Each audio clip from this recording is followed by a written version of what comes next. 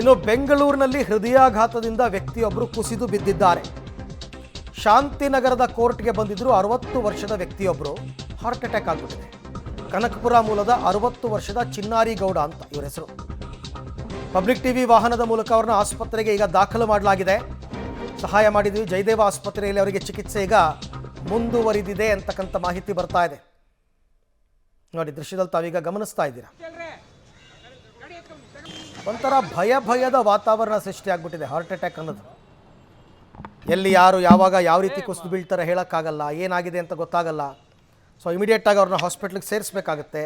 ಕೆಲವ್ರಿಗೆ ಅದೃಷ್ಟ ಇದ್ದಂಥವ್ರು ಇನ್ ಟೈಮಲ್ಲಿ ರೀಚ್ ಆಗ್ತಾರೆ, ಕೆಲವ್ರಿಗೆ ರೀಚ್ ಆಗೋಕ್ಕಾಗಲ್ಲ, ಕೆಲವ್ರಿಗೆ ಟೈಮೇ ಕೊಡಲ್ಲ. ಹೀಗೆಲ್ಲ ಇದೆ. ಬಟ್ ಸದ್ಯಕ್ಕಂತೂ ಈಗ ಅವ್ರನ್ನ ಹಾಸ್ಪಿಟ್ಲಿಗೆ ಅಡ್ಮಿಟ್ ಮಾಡಿದೆ, ಜಯದೇವ ಹಾಸ್ಪಿಟ್ಲಿಗೆ. ಅಲ್ಲಿ ಅವರಿಗೆ ಟ್ರೀಟ್ಮೆಂಟ್ ಇವಾಗ ಮುಂದುವರಿತಾ ಇದೆ ಅಂತಕ್ಕಂಥ ಮಾಹಿತಿ ಸದ್ಯಕ್ಕೆ ಲಭ್ಯವಾಗ್ತಾ ಇದೆ. ಬೆಂಗಳೂರಿನ ಶಾಂತಿನಗರ ಕೋರ್ಟ್ಗೆ ಬಂದಿದ್ದರು, ಕನಕಪುರ ಮೂಲದವರು. ಬಟ್ ಅಲ್ಲಿ ಈ ರೀತಿ ಅನಾಹುತ ಆಗಿರ್ತಕ್ಕಂಥದ್ದು. ಅಲ್ಲೇ ಇದ್ದಂತಹ ಪೊಲೀಸ್ ಸಿಬ್ಬಂದಿ ಕೂಡ ಸಹಾಯ ಮಾಡಿ ಅವ್ರನ್ನ ಇಮಿಡಿಯೇಟಾಗಿ ನಮ್ಮ ಪಬ್ಲಿಕ್ ಟಿವಿ ವಾಹನದಲ್ಲೇ ಜಯದೇವ ಆಸ್ಪತ್ರೆಗೆ ಅವ್ರನ್ನ ಶಿಫ್ಟ್ ಮಾಡಿರ್ತಕ್ಕಂಥದ್ದನ್ನು ಗಮನಿಸ್ತಾ ಇದ್ದೀರಾ.